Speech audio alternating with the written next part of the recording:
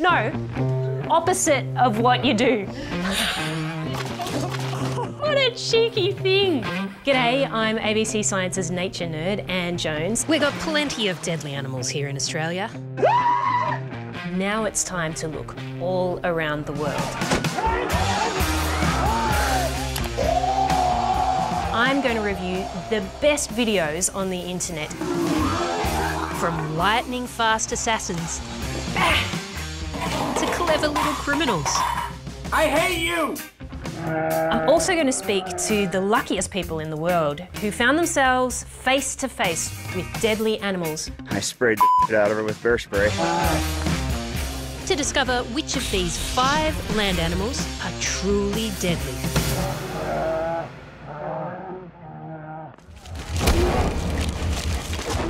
First up, bears. They're found on almost every continent. But how common are bear attacks on humans? And how can we avoid being ambushed? Oh, look at those birds. Wait, look at the bears. This looks like it's in the forest in Finland. There are apparently about 2,000 bears in Finland, and they're actually really important in Finnish culture. They've got hundreds of words that describe their bears. Oh, oh, oh, head down, ears forward. Holy crap, they're big. They can reach up to like 2 meters. It's taller than your average human. They weigh something like maybe 350 kilograms. Whoa! The strength. Like they can break the spine of a prey item by using their paw. You really see like the fur shaking and the fat stores that they're getting ready for their winter as they're wrestling with each other over probably territory or food or maybe a female. Makes you think differently about teddy bears, doesn't it? This is fascinating how it seems to be using trees to put a tree in between itself and the aggressor. It doesn't seem to want to turn its back though, does it? And that indeed is one of the pieces of information that you receive, is always keep an eye on them and in fact try and move sideways. God, whoever got that clip is amazing. Judging by the music, I'm saying it's America. Does she have cubs? I think that looks like a black bear, I think. So that's their cam. She spotted him.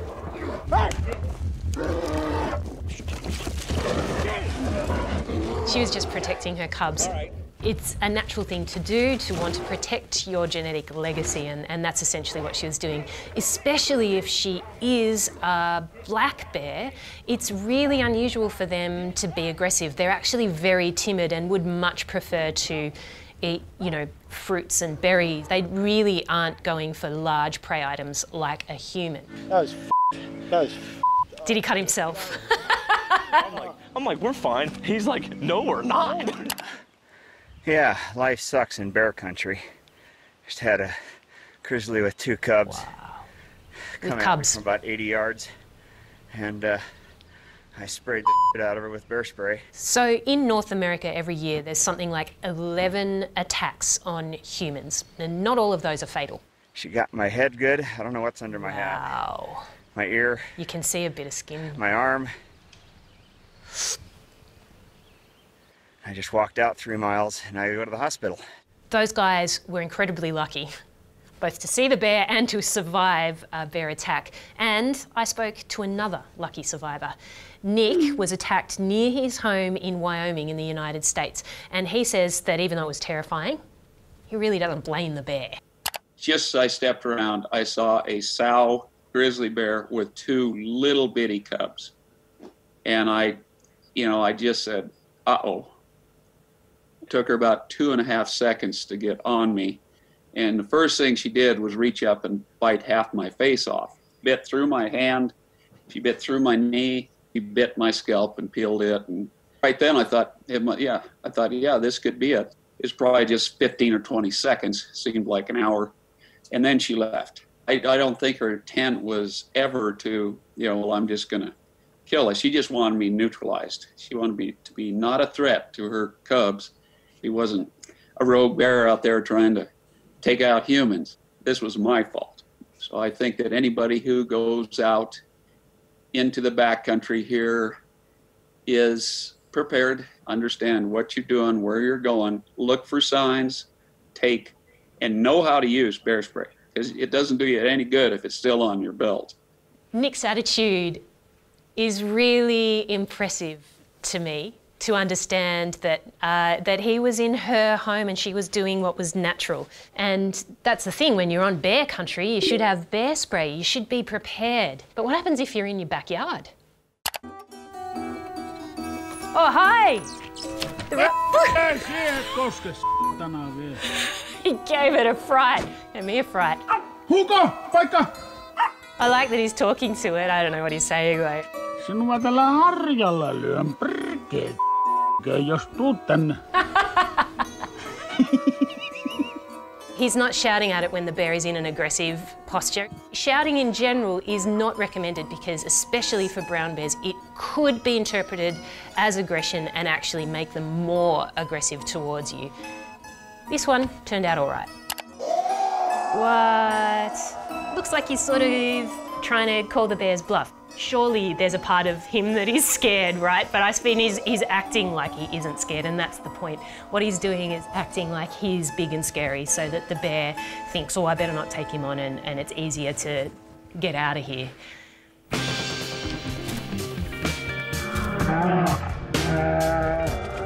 Bears are obviously extremely dangerous and could kill you. It's important that when you're in bear country, you should always be prepared for an encounter with a bear.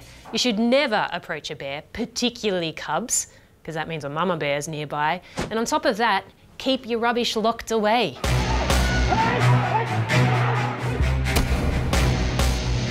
Leopards, cute as cubs, lethal as adults. It's got a little tummy. I wonder if it's a mother. What an incredible animal, hey? Those spots are actually called rosettes, and they're babies! Oh my God, that's bringing tears to my eyes. It's so beautiful. They're really young. Oh, the little pissy meow. See how close together the spots are when they're little? That's also to help with camouflage, darker when they're little and they sort of spread out as they get older. The spots are actually in a pattern that is unique to that individual, like a fingerprint. That was so cute, oh my God. So this is very cool because the second leopard, the one that's on all fours, is stalking. See how it puts its feet down so quietly. And that's their hunting strategy. They stalk up as close as they can, and then they use those powerful legs to do a big pounce.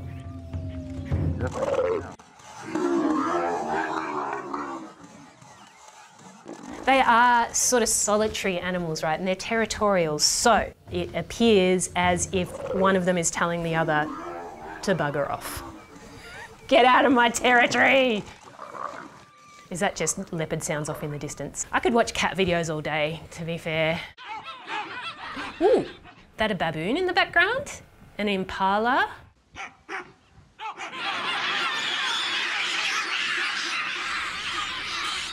That impala should have listened to those baboons. See how quickly it stopped fighting? Like, I mean, that's a really efficient kill. Bam! Yeah, always ready.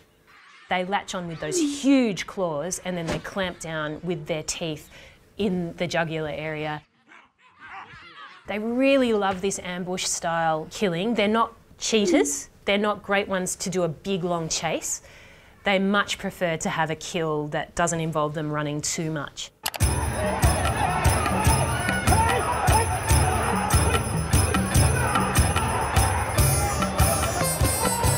This looks like we're in India. This this is sort of common. Leopards routinely turn up in villages and even cities like Mumbai in India. This is what we call human-wildlife conflict.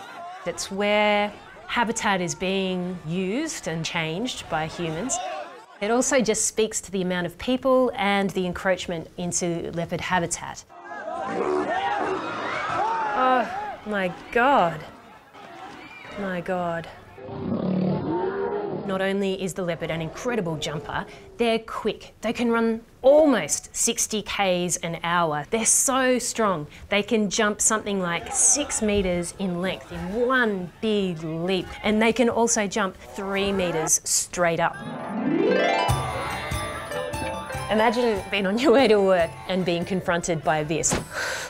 And on the way to work this morning, I saw kangaroos. Hold it, no.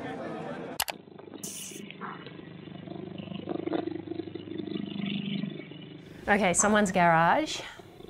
It's gone for the dog. Leopards have incredible vision. At night, they can see up to 7 times better than humans. Oh, doggo. When you see leopards hunting pets, it's pretty clear that they have adapted to our human-made environments. But in India, in Mumbai, for example, you could say that leopards are actually doing a favour for humans. Gee, that guy did a good job to get up and into that truck away from the leopard that was hanging onto his leg. This shows just how important apex predators are in an ecosystem. When you've got something like 95,000 stray dogs in a place like Mumbai, and they are potentially rabies carriers. Now, there's something like 21 deaths a year from rabies in the human population from dog bites. So, they did some research and found that the leopards that live in Mumbai and surrounds actually eat something like 40% of their whole diet wild dogs. You start to see that leopards could become key to controlling rabies. Yes, it's obvious, right? Leopards are dangerous to humans. More than that, humans are dangerous to leopards. We're the ones that have squeezed them out of their habitats, and that's why they're coming into ours. So, if you visit leopard habitat by choice, know the risks. It's your responsibility, not the leopards.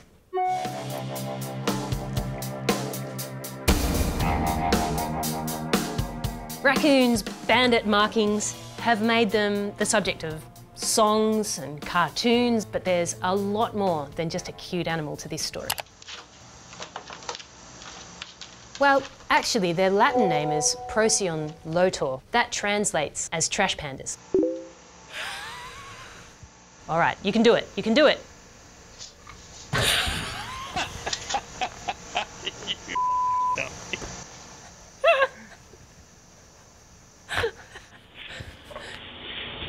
That was pretty cute. I mean, they're not necessarily known for being super agile, but they are persistent and intelligent. So they've adapted so well to living in human environments. They'll even den in places like abandoned buildings or even in roofs.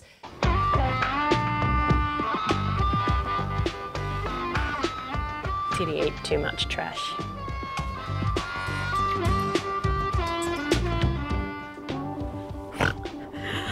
Look, I said that they were supremely adapted to human conditions, but I'm not so sure now. Look at that silly thing. Human food isn't really meant for animals. A lot of what we eat isn't even meant for us. Look! They find it difficult to distinguish between wrappers and things like that, so they'll probably eat the whole thing and then you'll make them sick. And on top of that, they can't distinguish between what's good for them and what isn't. It's all just awesome calories. Oh, you f***ed this house up good, didn't you? I was looking for breakfast cereal. Is it eating the plaster, or is he giving it something to nom? It could also be denning in the attic. The female can have like 1 to 7 little cubs, and actually they don't become fully independent until sometimes like a full 12 months. Well, it looks like he's completely destroyed my kitchen. So this guy might be living with raccoons for quite some time. How far can you reach? It's his own fault. He's feeding them like freeze-dried strawberries or something. Yeah. Oh, it's gonna make muffins. I hate you! Their hands are incredibly dexterous. Unlike us, they don't have opposable thumbs. They've only got fingers on each hand. So to actually pick up anything, it has to use both of her paws to get a handful. A raccoon kitty, oh, and it's a raccoon mum. You'd see her nipples. So she's going to be hungry and extra bold. They've got really long fingers. You can see them as she's scooping up the kibble. They're really sensitive, like 10 times more sensitive than our fingers are. And one of the reasons that she's putting the kibble in the water is because it increases the sensitivity of her feelings so that she can feel what she's eating.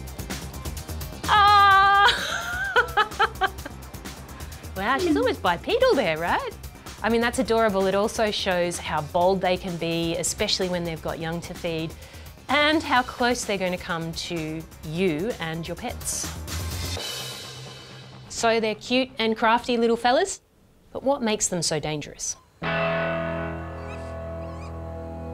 wonder if he got shot or something. No, he's got rabies. The poor little thing. It just must be such a horrible, horrible thing to happen.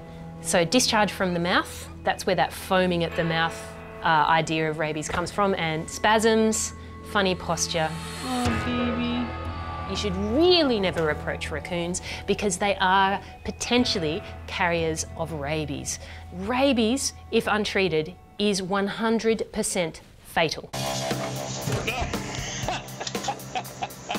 So the poor rabid raccoons make it onto our deadly list, but it's on a technicality. And if you don't want to open your door to this, then seal up the house, lock away your food, and do not feed raccoons.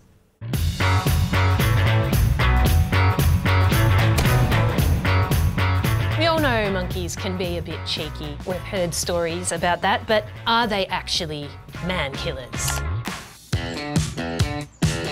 Unusual to see macaques in England, but there you go.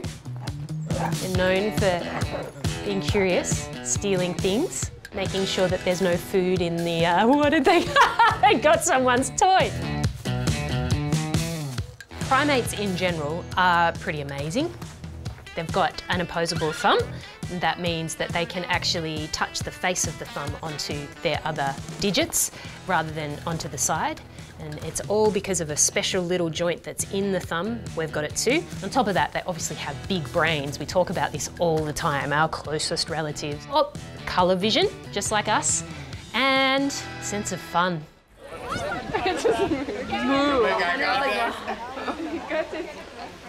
So it looks like we're at some sort of temple maybe in China, clearly a tourist attraction. How do you do something? Do something.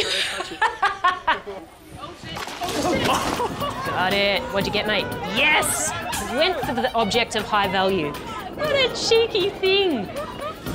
Monkey! So there's some research that indicates that at some tourist temples, the monkeys actually undertake this strategy they call rob and barter, where they steal an object of high value that isn't food and then use it to barter with the person who owns that object to get food. So they steal your phone, and then if you give them a packet of peanuts, they'll give you your phone back. Incredible. There's even evidence to suggest they're actually passing it down and learning from each other generation to generation. And that is what we call cultural transmission. It's a really important thing to hear that these monkeys have culture.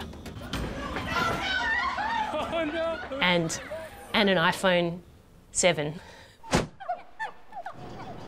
Oh no, he's an old fella. Oh, you bugger. That's horrible. He's an old fella. What the hell are they doing, taking running kicks at people like ninjas? I mean, monkeys are terrifying for so many reasons, and now that we know that they pick on the aged, I wonder if it's actually to try and impress each other, because saying how powerful you are and how impressive you are is a way to move up the monkey ranks. Ooh. Oh, that's terrifying.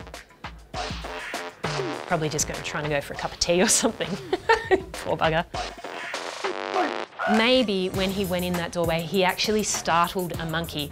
Now, these monkeys live in big troops and they have a really tightly knit social structure. So when one monkey is scared and screams, the other will come to their aid, and the other monkeys sort of pile on to try and get rid of the threat.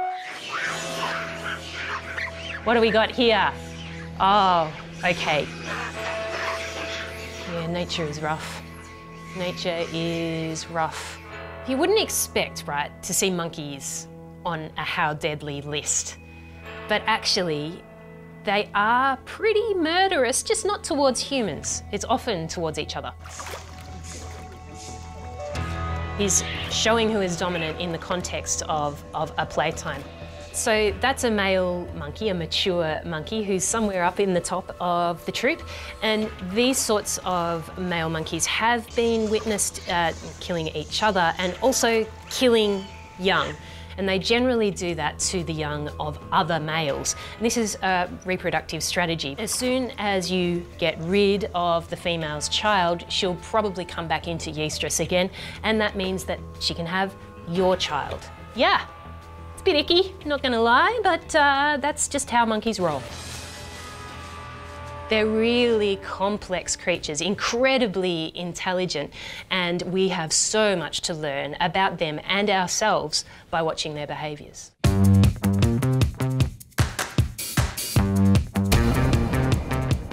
Human impacts on the environment mean that snakes are coming closer and closer into our cities, and it turns out that humans, they really don't know how to act. It's a myth that snakes don't actually need to drink. Snakes do like to drink, so they might be coming in to find water. Australians are going to give me a heart attack. Just leave them alone. And in fact, around your house is probably perfect snake habitat. They've got water, they've got access to shelter, they've got access to food, mice. Yeah, is it recording? Is it recording? I can't even see it. Here we have a big snake. Ah, down there. Yeah, see, it's flattened itself out a little bit, so it's feeling a bit threatened. Ooh, that is a biggie. They're huge, man. They do get to about 2.4 metres. Can't see it. Come out here. No! Yeah. No, opposite of what you do. Stand here and look. Come over here and watch. The more movement, like, you know, the potentially more threatened the snake is going to feel. And also, you know, putting your children in the line of fire. Whoop. Stay out there and keep your eye on it. If you're going to run into a deadly snake in Australia, it's probably going to be an eastern brown snake, because they're pretty common and they live where people live, near or in your shopping centres. Oh my God, Father. Around your homes, in our suburbs and cities. Leave him. For such a beautiful snake, it's pretty unfortunate that brown snakes are responsible for most of the snakebite deaths that happen in Australia.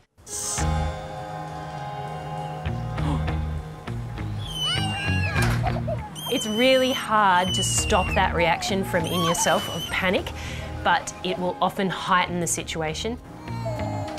That kid did the best job.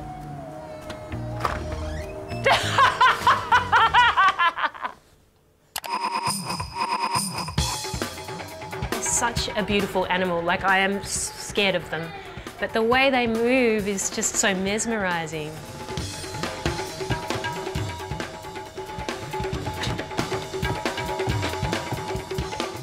So the stats are that around the world, every year, there are 1 million venomous snake bites. In fact, in India, every year, it's thought that there are 10,000 people that die from snake bites. We have nowhere near that sort of number in Australia, and on top of that, we've got great access to anti-venoms and health services, and that goes a long way to surviving snake bites.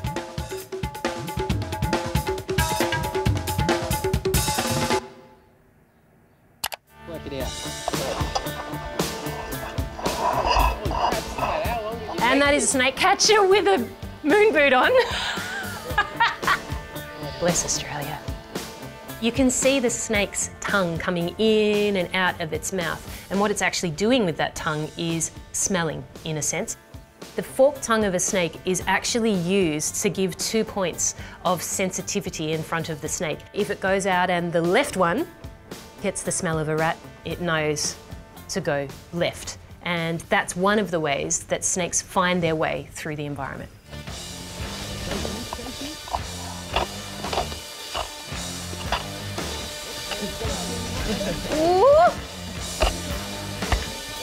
So the average striking distance is something like 34 centimetres, maybe a foot. And they can strike in 0.1 of a second. That's really fast.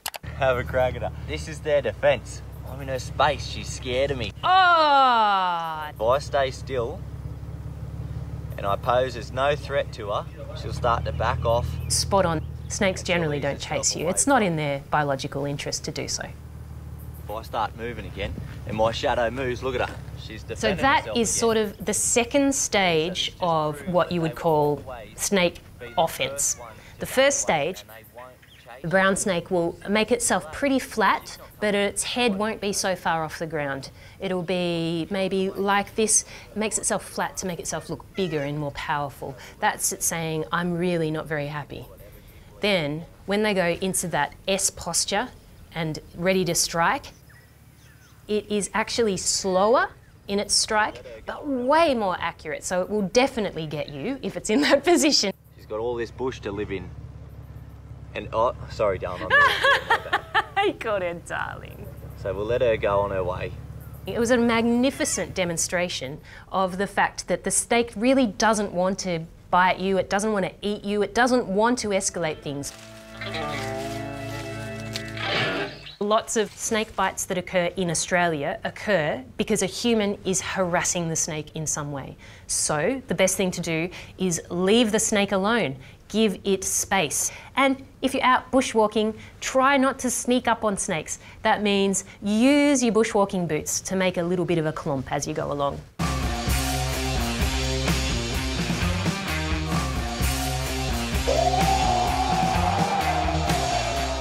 So there you have it. That's some of the world's most deadly land animals. And sure, we don't really want to get too close to them, but we can admire them from afar for their amazing physiology, their incredible ingenuity, and their adaptability. All in the effort to live another day. Catch you next time. Hey, thanks for watching. And if you liked this video, then stick around and subscribe because we have plenty more where this comes from. In fact, we upload a new video every single week. So I'll see you then.